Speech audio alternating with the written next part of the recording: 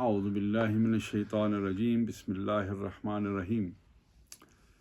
Previously, we have looked at what a hadith is. We have looked at what khabar is. We have understood that khabar is more general and hadith is specific.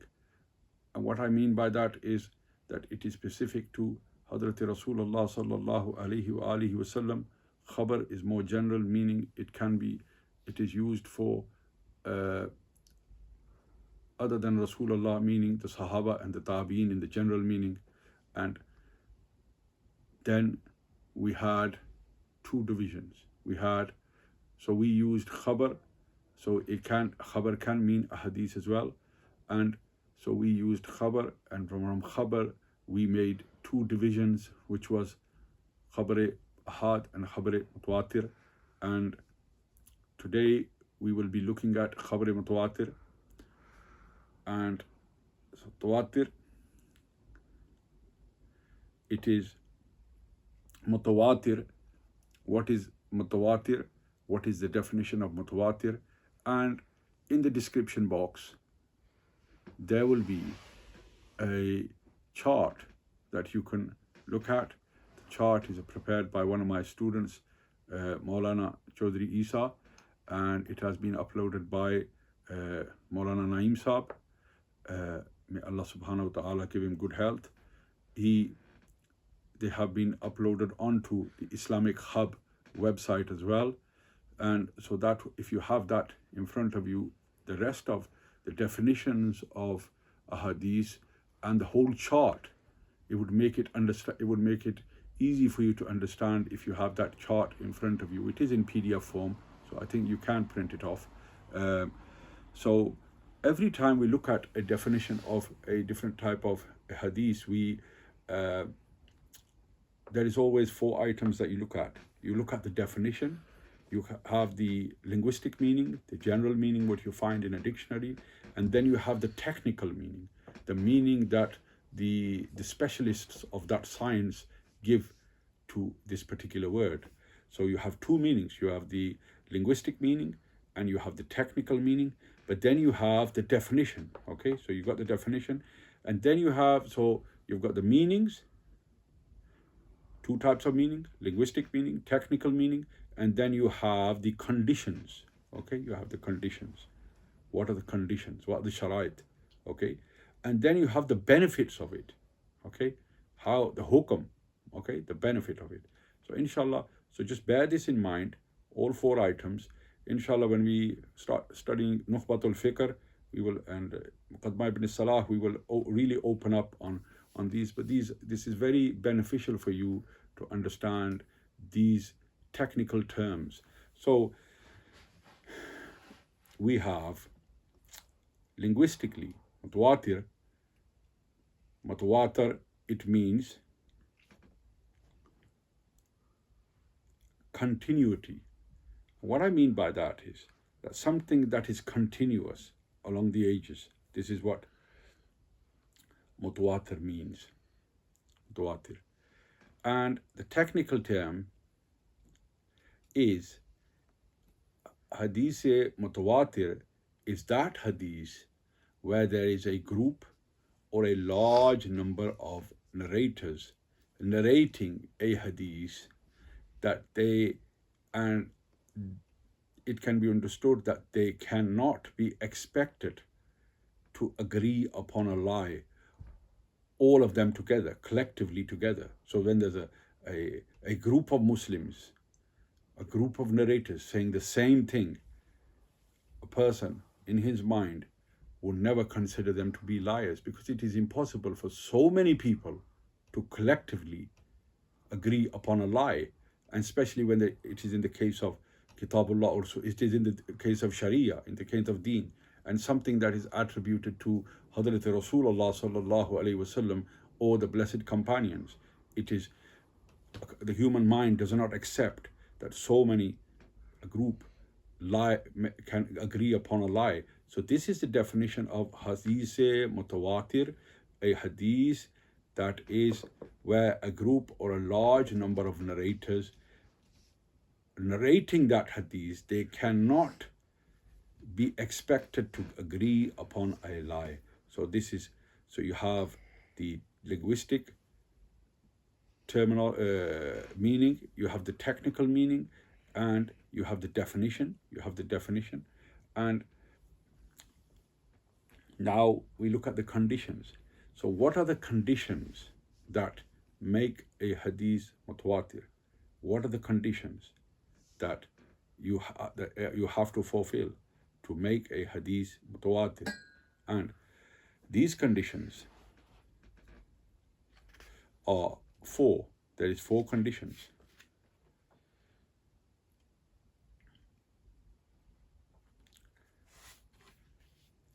What are the four conditions? The four conditions are: the first, so any of these conditions, if they are missing from this hadith, then this would not be a mutawatir hadith.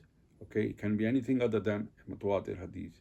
And we will understand this when we get to the benefit, the hukam, the rule, okay, at the end. So what are the four conditions? The four conditions are that large group of narrators narrate that hadith. They narrate that hadith. So there's a large group, okay?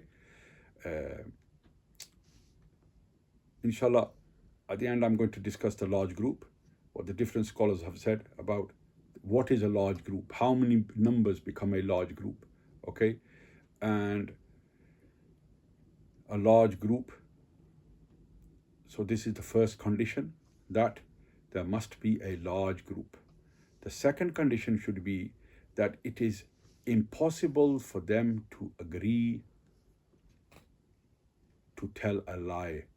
So what this means is that the group is so large that it is impossible for them all of the narrators to lie against the Prophet Hazrat Muhammad Mustafa sallallahu alayhi wa alihi wasallam.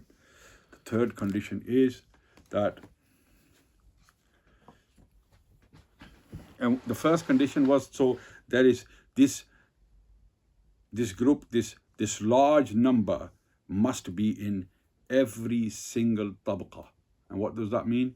It in every single generation. So for example, let's just say that Hazrat Imam Bukhari, he narrates a hadith, and there is 5 generations between Imam Bukhari and the Prophet Hazrat Muhammad Mustafa sallallahu alaihi wasallam. So this large number must be in every single generation. So for example, in the first generation, which is the blessed Sahaba, if they were to narrate something from Hazrat Rasulullah sallallahu alaihi wasallam, then this number would be it would be a large number. We're going to get to that in a minute, inshallah. And so for them to teach it to somebody, so for example, if there were, say, let's say 10 people in the first tabqa, in the first generation, then they would teach it to the second generation. The second generation would become 20. So if they taught it to 2 people, then there would be 20 narrators. If they taught it to the third generation, then it would become, if they only taught it to 2 people, it would become 40.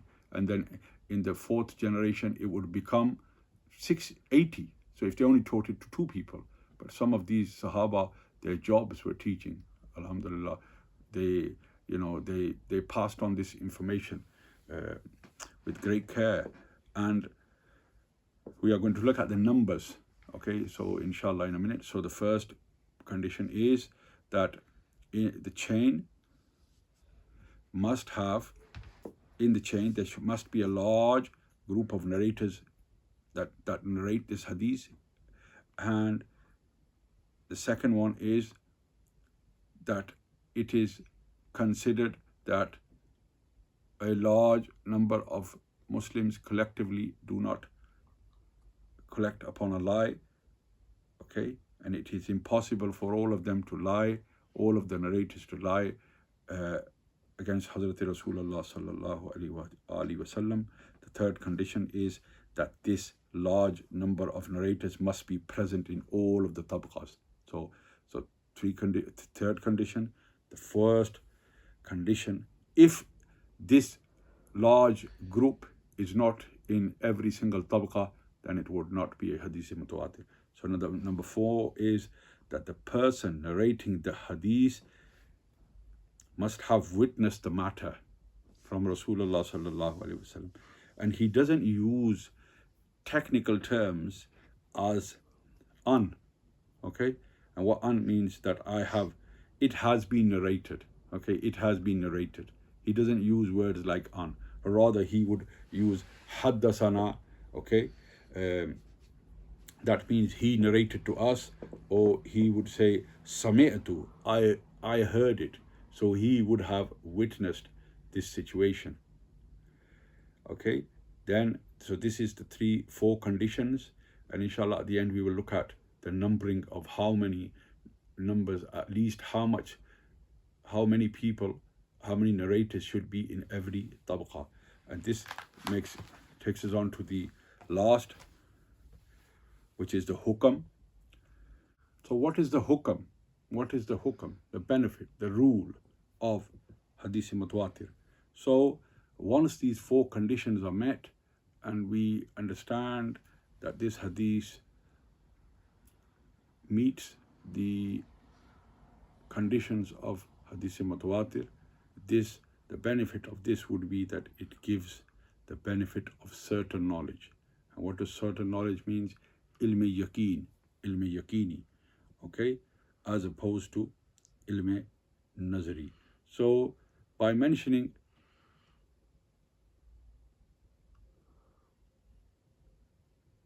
what is ilmi yaqini, and what is ilmi nazari. Ilmi yaqini is certain knowledge. So where the knowledge forces a person to accept it because of its certainty, and its certainty, which means yaqeen, and that is created in your heart. So you are forced in your heart, you know that this is the truth. Okay, there's no 2 ways about it. And it does not acquire your intellect. You don't have to think about it. You accept it. Your brain and your heart, it accepts it, as opposed to controvertible knowledge, which means that it is where you have to use your intellect, your mind, your reasoning to accept whether you accept it or you don't accept it. Okay, this is nazari. So this gives the hukam that you accept it with open arms. Your mind and your heart does not question the authenticity, the truthfulness of all of these groups of Muslims, and therefore then you can act according to this hadith and make it a part of your life.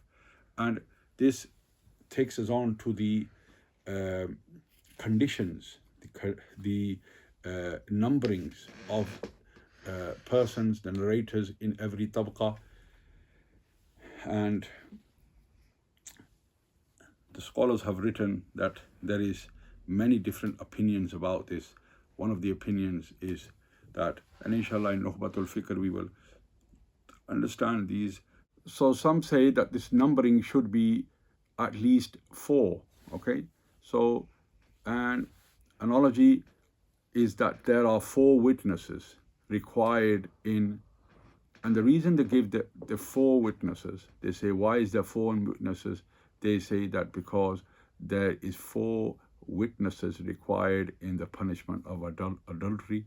So because the mentioning of 4 is mentioned in Quran and Majid, they say that in every single generation, in every single tabqa, there must be at least 4 companions, and then the 4 successors, the Sahaba, Tabi'in, Taba Tabi'in. So every generation should have at least 4 narrators, and this is the understanding that there is 4 witnesses required in the punishment of adultery. Some say there is 5, using the analogy that there are 5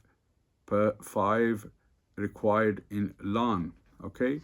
And these are the cases in which this is the case where a husband accuses his wife of adultery, and without supplying other witnesses apart from himself, the husband has to witness on oath 4 times. He has to take the oath 4 times and then curse himself if he is not telling the truth. So 4 times he will take the oath, and the 5th time he will curse himself. So this number 5 was used that every generation should have at least, any tabqa should have at least 5 narrators for a hadith to be mutawatir. The next one is, they say that is 7, and the reason that they say that there is 7 is using the analogy that there are 7 days of the week and 7 heavens and 7 earths. So from this they say that there should be at least 7 narrators in every hadith, every generation, 7 narrators in every generation for a hadith to be a hadith mutawatir. But then some say that there should be 10. Okay, this is opinion, and they use the word tilka asharatun kamila.